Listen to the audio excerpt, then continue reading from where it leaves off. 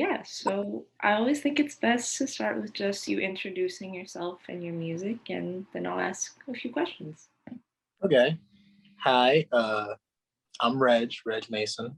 I'm from Union, New Jersey, and I'm gearing up to put out like a deluxe album uh, called Speedway Deluxe on December 15th. And I'm really excited about it. Yeah, that's always exciting. Like albums, a lot of work. Yeah. Whew.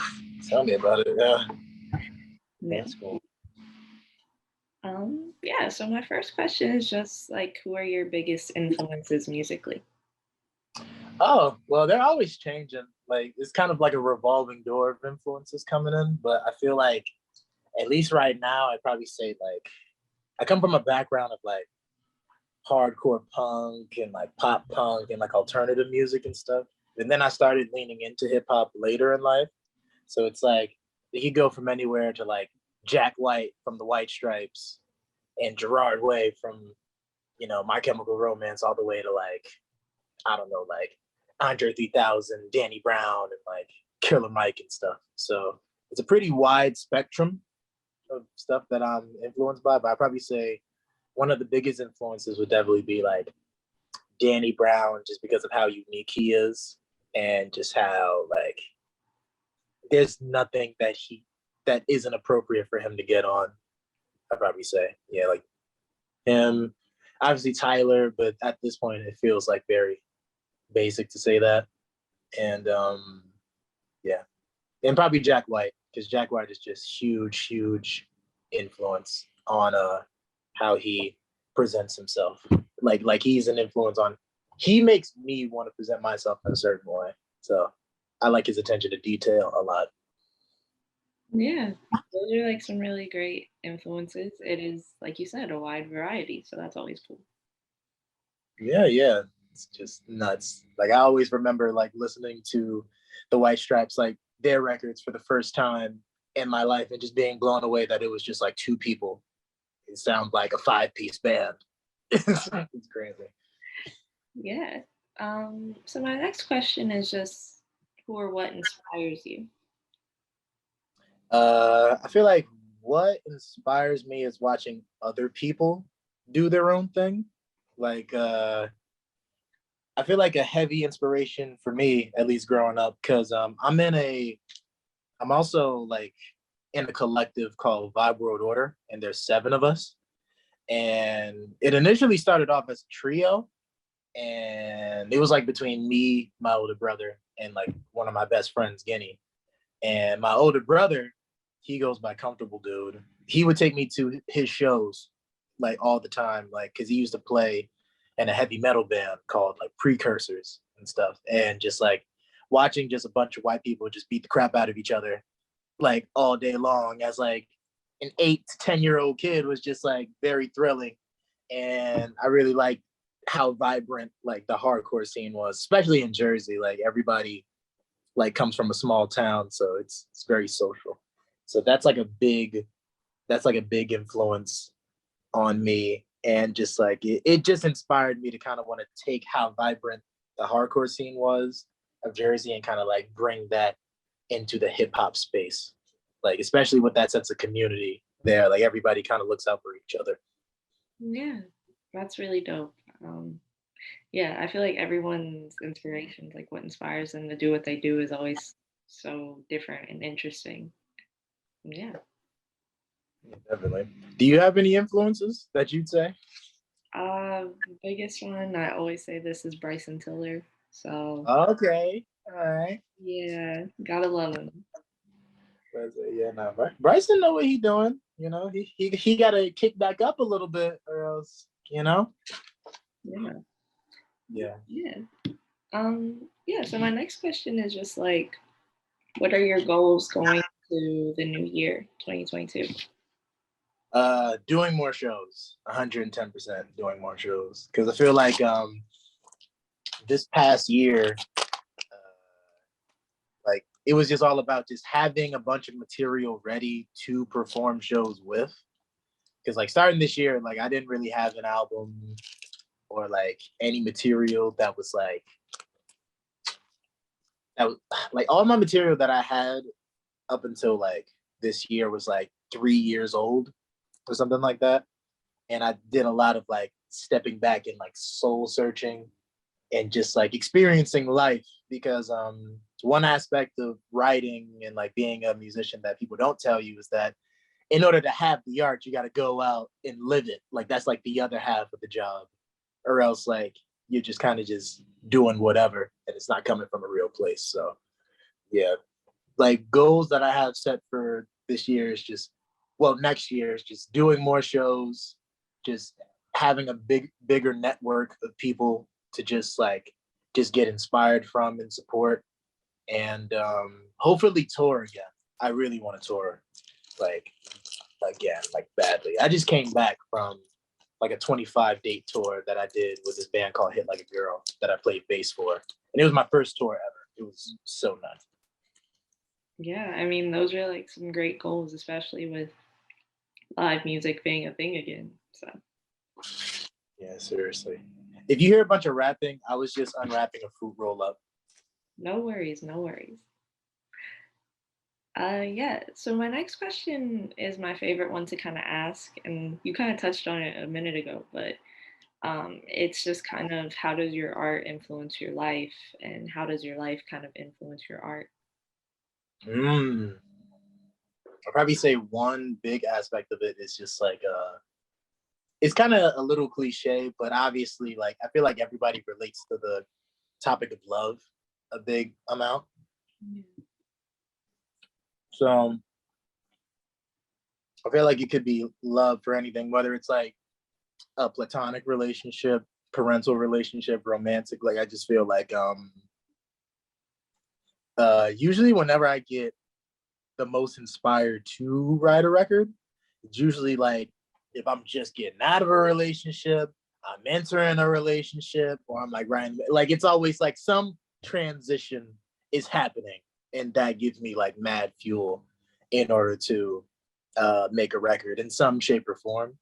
And I felt like um, after like these 3 years of just like kind of just living, like really just getting the most out of life that I can get, uh, just just sitting down for a moment and just reflecting, like I feel like love and like documenting these transitions gave me the most fuel to write about it. So I probably say that, like, yeah, like I don't know, just love, relationships across all different spectrums, and just overall the transitioning of like who I was as towards who I am now, like in documenting that, is that's definitely something that inspires me the most or whatever. Yeah, And like, and also like how that I'm sorry. And also how that like makes me, that's what I pull from my life that makes me want to make music and stuff. yeah, I mean, I get that. I feel like I write more when I'm focused on new things, like like you said, that transition period. I feel like that's when you're most creative in a lot of ways. Yeah, 100%. Like, is there any certain uh like subject outside of just like transitioning from like one chapter to the next that you feel like is really easy to write about? Uh, I don't know, because I feel like for me, like I focus a lot on my personal life and where I'm at now. Like if I look at the first thing I released last year, it was a lot of like trying to get over someone but not being sure if it's really over and like Uh, figuring all of those emotions for that. And then I also have an album dropping in like a week and a half now, something like that. Ooh, okay, all right, hold up. Thank Should you. be interviewing you. What are you talking about? I mean that was more of like me being in a place of like I'm kind of getting over everything I was going through a year ago. It's So wild to say that because it was like the exact same, like the exact same time period for me, and that's what kind of shot me into like, you know what, I should probably write a record about this. yeah, because it was like I don't know. I finally felt like I was in a place where I could start putting out music under my name, which I hadn't done yet. And I was like, well, this is kind of what's been going on recently. And, I had a lot of feelings about it. So I wrote some songs, as you do. Yeah. I mean, And it's good that you do that because it's real. You're pulling from a real place. yeah. And, now it's like I'm in a different place, which is also cool, the whole moving on and just being, I guess, grounded within yourself kind of thing. Yeah, definitely. It's like one thing that I always say to like my friends, because sometimes I'll talk about whatever it is that I went through, like this time last year or whatever, and then they'll be like, "Oh, are you still talking about that?" And I'll be like, "No, man. It's like when you play football, and it's like you have like a shit game, you gonna roll the tape back and everything. You gonna see what you did wrong, reflect on it, so that you don't make those mistakes again." So that's all I'm doing is just rolling the tape back and just reflecting. Yeah. And sometimes, I don't know, sometimes I feel like it's just when you need inspiration, it's an experience that's there. Yeah. Always pulling from somewhere. Yeah. Okay, so I have one more official question and then, like I said, open it up. But Yeah. the last question is just anything you'd want to plug, whatever you have in the works. And Word. obviously, Okay. All right. Well, one thing's for sure. I'm having a release show in Pianos December 12th, like this upcoming Sunday, to celebrate the release of my album, Thingamajiggy, whatever it is that you want to call it. And I'm going to be performing. This other band called Winky's Podcast, that's really cool, is going to be performing. This other band called Little Cliff that makes like beautiful acoustic indie music. It's very cinematic. It's going to be performing. And my band, Vibe World Order, is going to be closing it. So I'm going to be doing 2 sets and everything. So it's like December 12th, Sunday, at Pianos. We're going to be in New York. It's going to be fun. Anybody going to be around the area, feel free to pull up. Doors open at 7. Speedway Deluxe comes out the 15th. It's going to be Wednesday, next Wednesday. That I'm just so excited for people to hear that out. And also, one last thing, my band Vibe World Order, we got on Amazon show called Fairfax. We're on the 5th episode. So play. So watch that. Song's called our song got on it. It's called Teriyaki. Listen to that, and hopefully watch the show too. The show is actually pretty funny as well. So yeah. Am I forgetting anything? Oh yeah, and if you come to the show, I'm also going to be selling Speedway vinyls there as well, and they're clear. So we on that physical distribution, that physical packaging. of course, gotta love the vibe. Yeah. Yeah. But yeah, that's all like really exciting stuff. I'll definitely like support.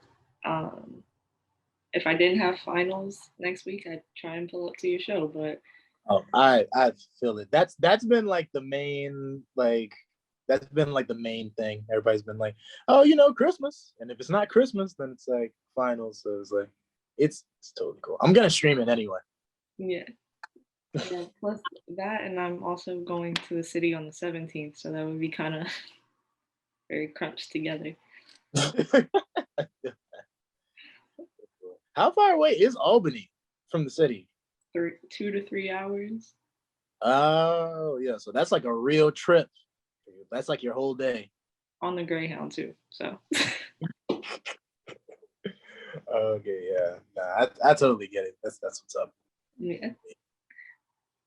Yeah, so this is kind of where I like to open it up to just talk about whatever you'd want to talk about or want an audience to know. Okay.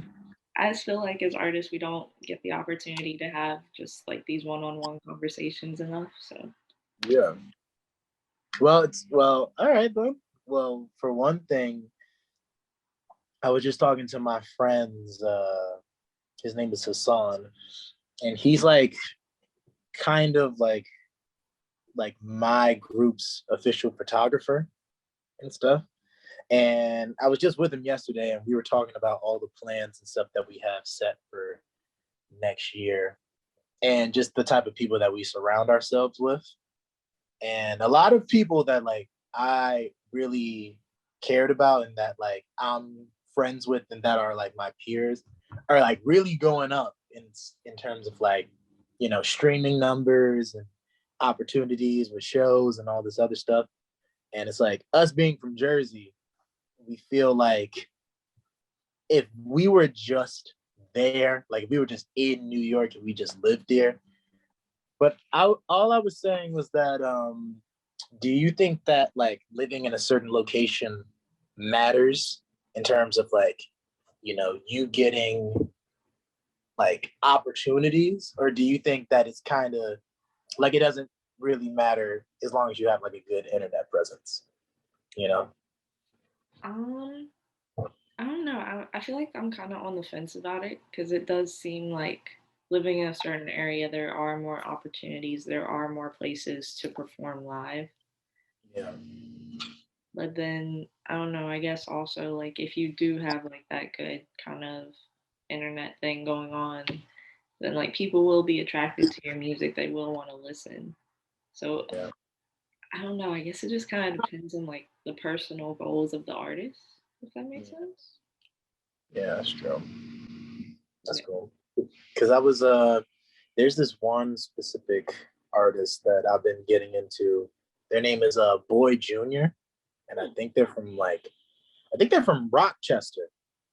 So it's like they're like not near here like at all, Yeah. at all. and I and I was talking to them, but it's like they have like a pretty solid internet presence on like TikTok and like all these other platforms and stuff. But then they'll talk about like, yeah, like it's cool, but when I do shows, it's like it's just all the people that would want to see me don't live anywhere near me. So it's like, what's the point? So like that, I feel like that was an interesting thing to think about. Yeah. Yeah, I feel like it definitely kind of it does depend because I feel like there are some artists that aren't as comfortable performing live but still want to make music and have it heard. So yeah, I feel that, yeah. That's another thing.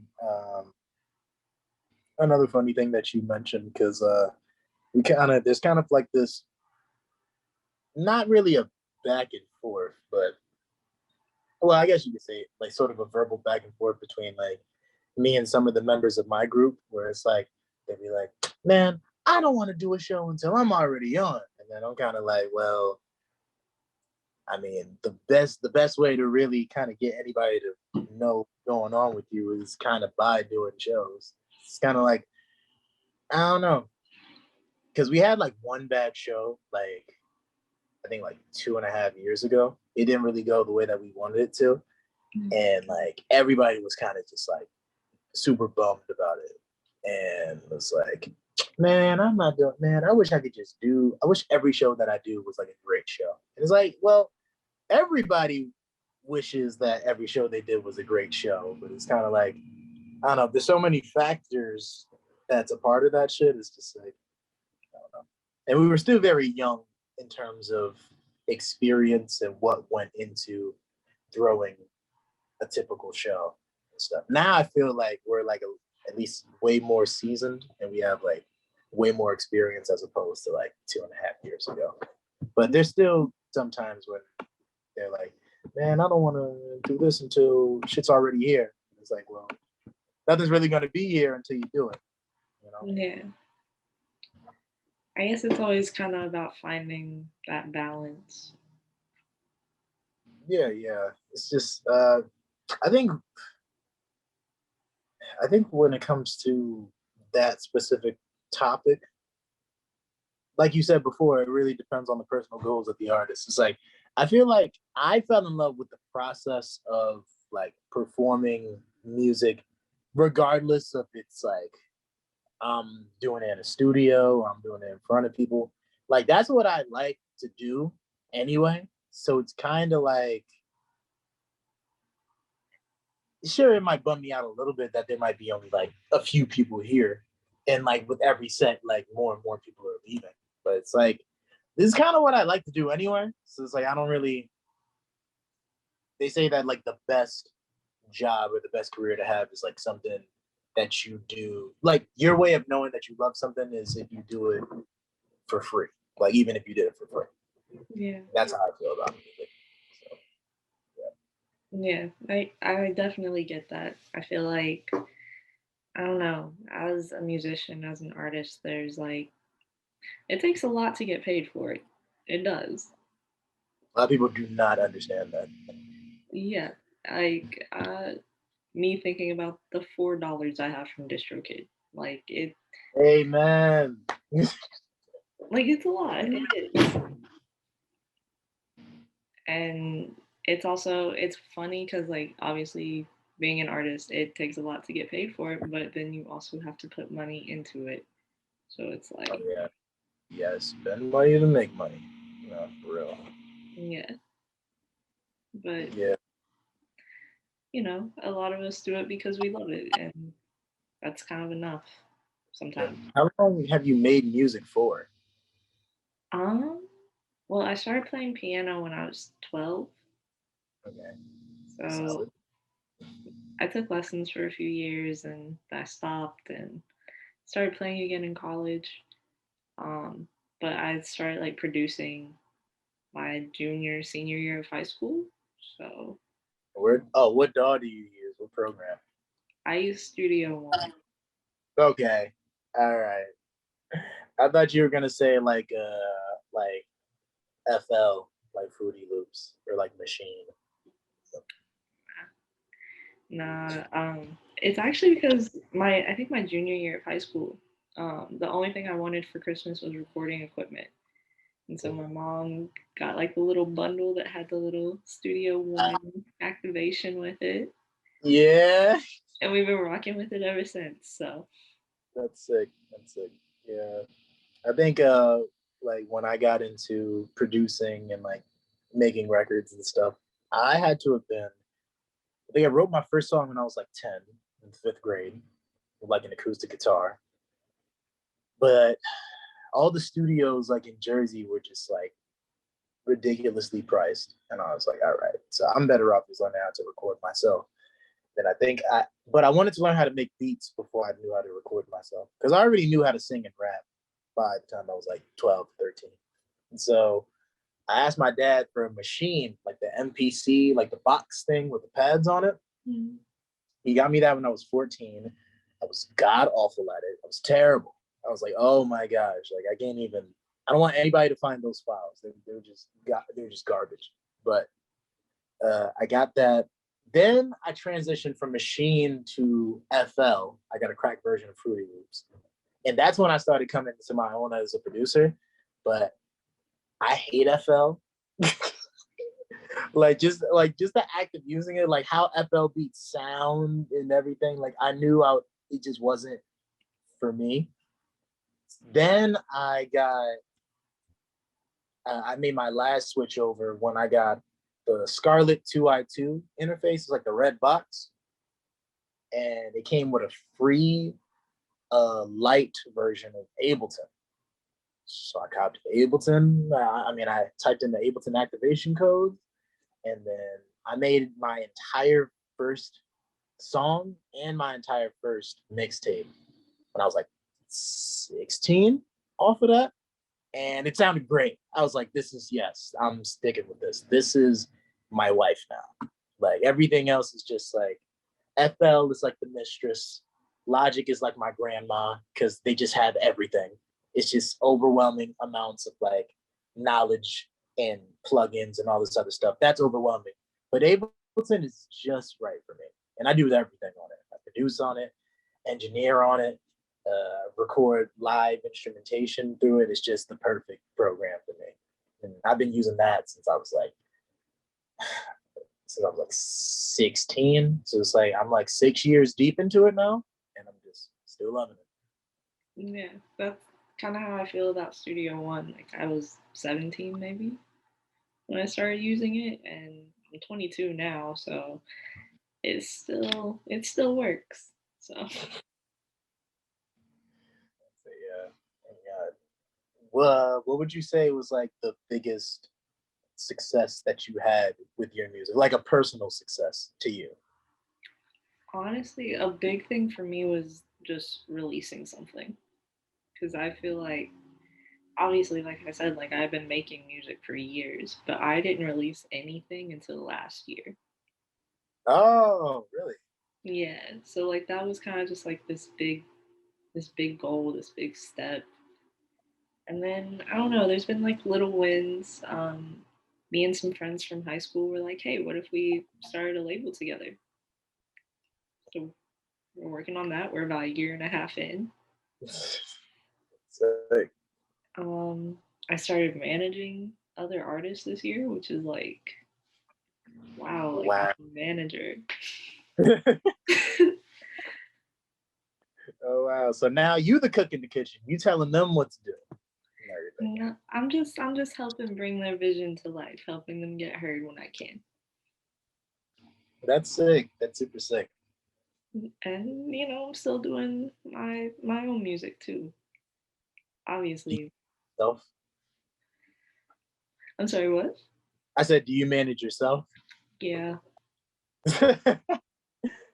It makes sense. I mean, the manager knows what's best. Yeah. I mean, I feel like I'm better at managing other people than myself because it's like with me, I can tell myself, oh, I need to do this, this, and this, but I can also forget. Uh, Well, so the manager needs a manager. maybe. Might have to look into it. Okay. Oh, yeah, I see. I see. I feel like, at least for me, like a personal success for me, I always wanted to perform at Afropunk and stuff like that. And like, I remember this like it was yesterday. Like, I was with this girl that I was seeing at the time. It was Afropunk 2018, and Pusha T was on stage. I think he was on stage at the Red Stage, which is like the major, like I think it's like one of the biggest stages up there, like the second to biggest or the biggest stage. And he performed like all the hits. Like he did like Kanye's Runaway, Move That Dope, So Appalled, Grinding by Clips, and just like all this other stuff, right? And as I was watching him perform, like I kind of zoned out for a bit in the crowd, and I was like, "Yo, you know, it'd be really sick, like if I was up there, like if my friends were up there, that'd be like really really cool." Because I knew that Afropunk did Battle of the Bands, but I didn't know like what the process was of getting into something like that. Like I would always miss like the submission period or something. So that was 2018. Now like 10 months go by and I'm making a record and I send the stems wrong to like this guy that's producing it alongside me. And he was like, yo, like, bro, like you missed like half your stems. I can't hear half of what you're saying. And I was like, cool. So I go into my email to as soon as I'm about to send it to him, this large, bold message pops up and it's like Afro Punk Battle of the Bands, last day for submissions. And I was like, wow, I didn't even know they were doing this. Okay, might as well. So I sent in my solo stuff and I sent in my group stuff. My group gets in. I'm like, okay. What's the first thing? They do a voting round. And I was like, okay, well, there's 7 of us against like a bunch of solo acts, so we should have it down pat. We get through that round. Now we're playing for the judges.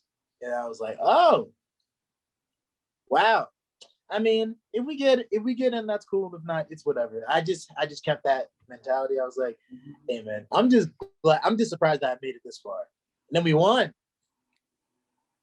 And I was like, oh, okay, yeah, nah, this is real now. This is scary. Our dressing room was right next to fucking like Tierra Wax and like Alicia Keys and Death Grips and like all these crazy people that like I'm used to seeing like on my phone and stuff like that. And it was just such a true blessing. It's like I don't even to this day, I felt like I don't want to say luck, but just that was just like the universe just looking out for me. Because had I not had sent those stems incorrectly, like I would have never known what that was like. So a personal success for me was playing on the same stage that like a lot of my heroes were on.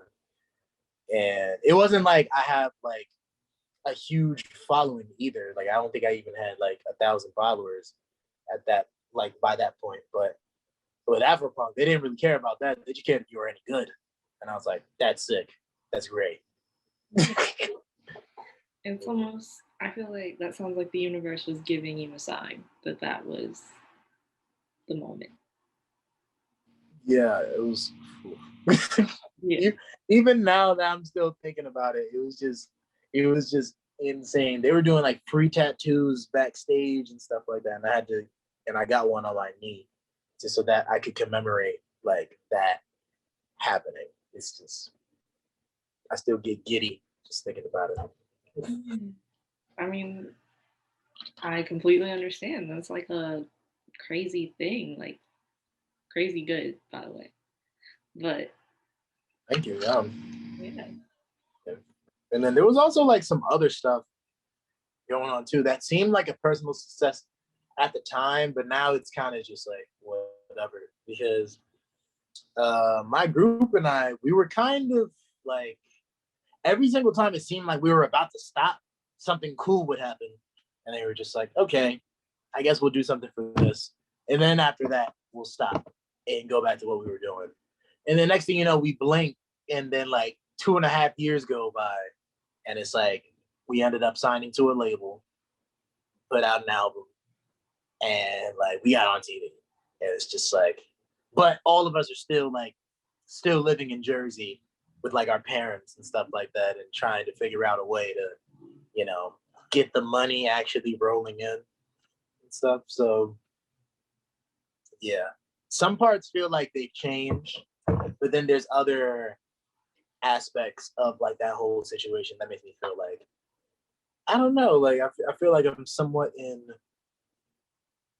I'm not so far away from where I was like 2 years ago. So that's why I started like making like a lot of solo music again, just so that it could be fun. Because being signed to a label and like having to meet certain deadlines takes the fun out of a lot of stuff, especially when there's so many personalities around you that and they all have something to add and all have something to say about it. So it's like, yeah, I felt like it was really important to like get out on my own again. Yeah. I mean, sometimes, you got, as an artist, you have to do stuff that's just for you. Yeah, And definitely. obviously, like, putting it out is like, that's cool too, because someone else might relate to you. But like, if you're making it for you, it feels more genuine and more real. Yeah, yeah, definitely. It's like even with like a big aspect of this album that's coming out, it's basically like an extension of an EP I already released called Speedway earlier this May. And that EP is kind of like about getting over like a relationship that's like somewhat toxic, but it's a little bit vague in a way where it's like it could be interpreted where it doesn't have to be like a romantic thing. It could be like anything. It could be like I said before, it could be a platonic, you could be getting over a friendship or like I don't know, like maybe you don't have the closest relationship with like certain family members or something. Mm. So that's pretty much what it's all about. And I've also been told that like it sounds like the 5 stages of grief, but like out of order, Yeah. stuff like that. Yeah, because it's like I feel like it starts off like pretty hype, but like pretty in denial about like what's going on, and then like the second track is kind of just about like just straight up being a hoe, and like still about like being in denial, but it's like a little bit pettiness to it, and then The third track is just like straight, just like anger, where it's like, I cannot believe that I'm dealing with this, or whatever. And then it just keeps going on and on and on. So it's like the EP is just a continuation of like some of the leftover tracks, like thematically, and also like just a bunch of remixes that I have my friends come in and do of the songs from the EP. So I'm excited to hear people listen to these songs like recontextualized and stuff, because it's like it it's a lot to take in, but it's fun though. It's not like on some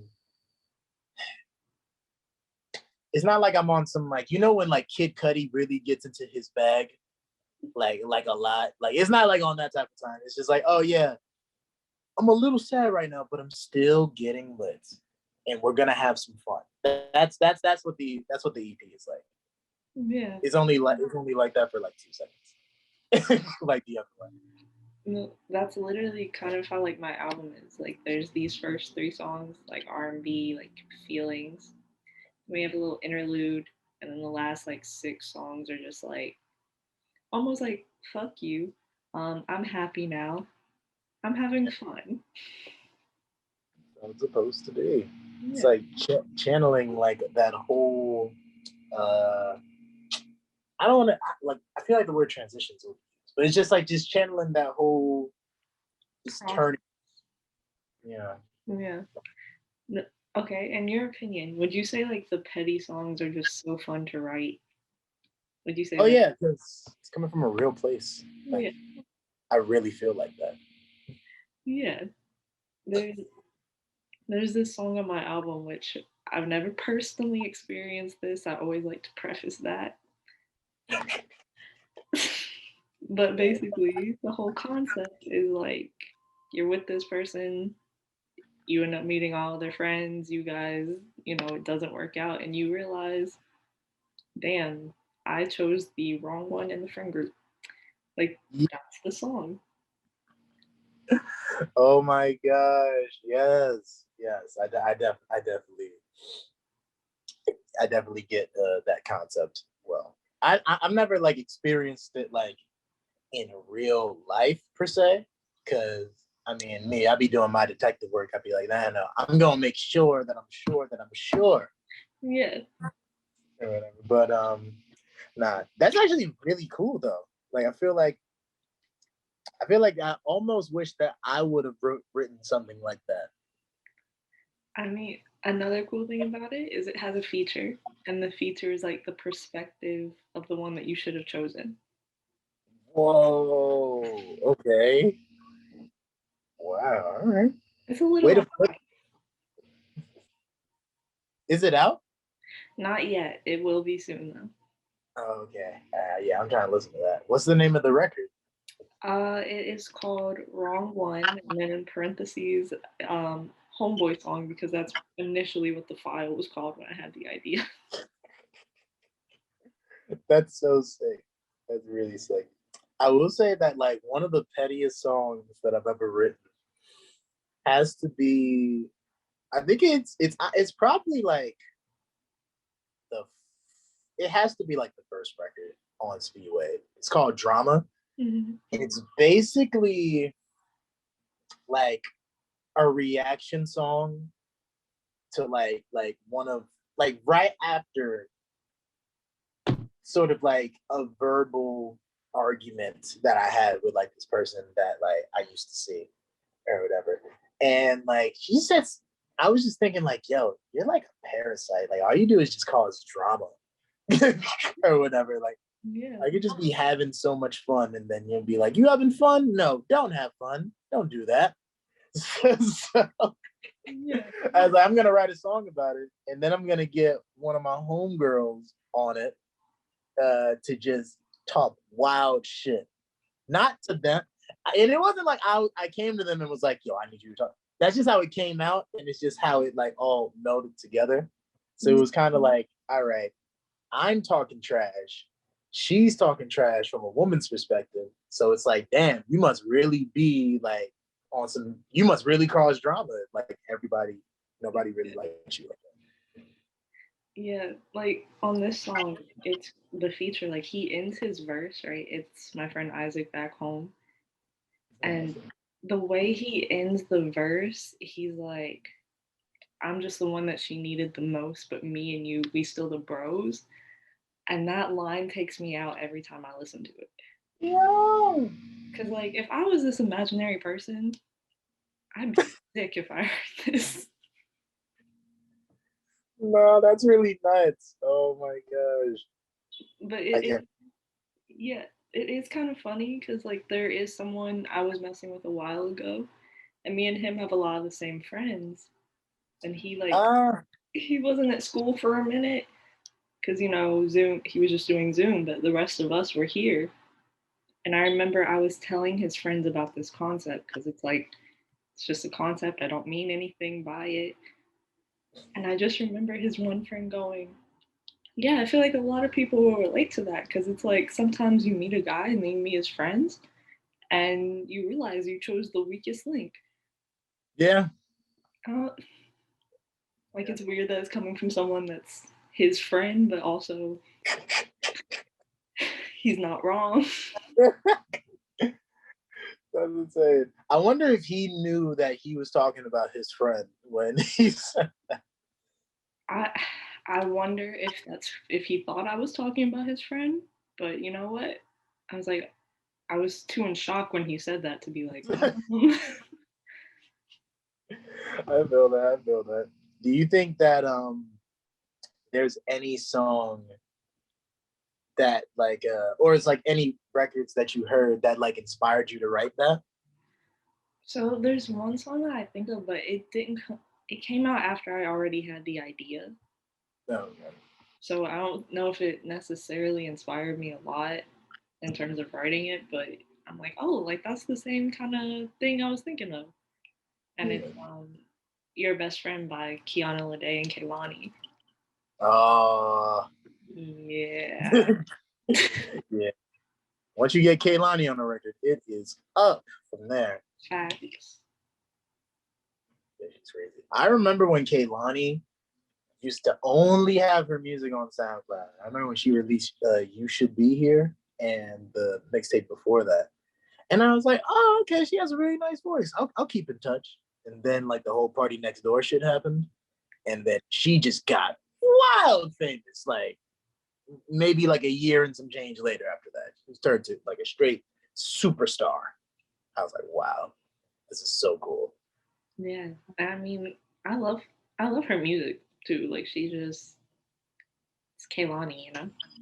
Yeah, it's like one. It's just one of those things. It's like what do I look like not loving Kaylani? Like I look like you look great. Exactly.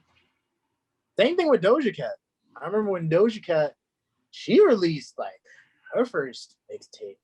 I had to have been like a freshman in high school, and I remember her because one like her wigs look crazy, and it was always like two in the back, and it was oddly misplaced. And then also on top of that, uh, she just had a funny ass name. I was like, yo, Doja Cat, like that.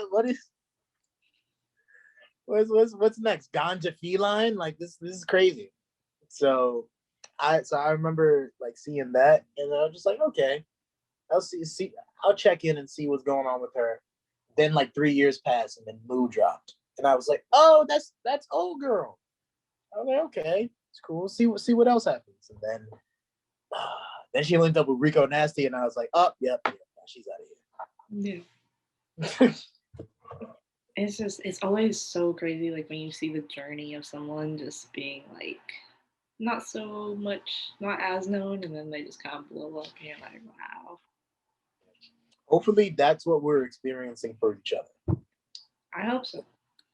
Yeah, so it's just like somebody hits me up and then they're like, "Hey, yo, like you see, like you know this girl Jazz," and I'd be like, "Hey, yo, 6 months ago, I was Yeah, just." exactly. That's how I would be too. So Exactly, yeah. Now you opening up for like I don't know, like Raven Lene or like Ari Lennox or some shit. who knows? Who knows? Yeah, for real. Do you like Ari Lennox? Yeah, I don't listen to her too much, but when I do, like I usually enjoy her voice. Yeah, yeah, Ari Lennox is really cool. I feel like the thing that keeps me from listening to a lot of like at least artists in like that sort of pocket is that I feel like the production is like more or less kind of the same. Like once you heard one, you've heard like a lot of them and stuff. But it's like Ari Lennox be switching it up a little bit. When she made "Break Me Off," I was like, oh wait, this is like a real hit. I like this. This is cute or Yeah, whatever. Yeah, no, she's cool or yeah. whatever. And it's always nice to see like people that you know, like your friends that are artists, when you see them start getting a little bit of that's. I feel like that inspires me half the time. I'm like, okay, Seriously, yeah. Like I think I experienced that kind of like secondhand because a good friend of mine, AJ Radico, he basically it had to have been like summer of 2018 or 2019. He just started like hanging around like all the artists that like I loved like in my teen years and stuff like that. Like he'd be hanging around like people like Injury Reserve or something like that. It was like this pretty great group, hip hop group from Phoenix, Arizona. But it's like sometimes they can get into like a pretty experimental bag too. So they're just like always ahead of the curve with the material that they make. Nigga would just be hanging out with them, yeah, just cooling. I'd be like, yo, like what's going on here? yeah, Why didn't you call me? And he was like, yo, man, I just be like, yeah, I know, but it's like, yo, you know, all right. yeah. It's like I don't know. I have a friend, a college friend, Danilo. He's great. We love him. Um, and like I think he released a song like a month or two ago. I don't remember when he released the song exactly, but like he did a video for it, and the video just hit like 115,000 views on YouTube. Oh my god. I was like, okay, I see you. I'm proud of you. Go off. He doing it up. Yeah. Oh, oh yeah. See, this is how I know that we around like the right people, stuff like that. Cause it's like the lottery. I was having a conversation with the homie Simone, and because she's from Long Island and stuff like that, which is kind of like a similar situation to like being from Union, New Jersey, like where I'm from. And she was just like, yeah, like I just have to be in it, like, or else I was never really gonna get anywhere. At least that's how she felt. So when she came down and started living in Brooklyn, she was like, yo, it's like a lottery here.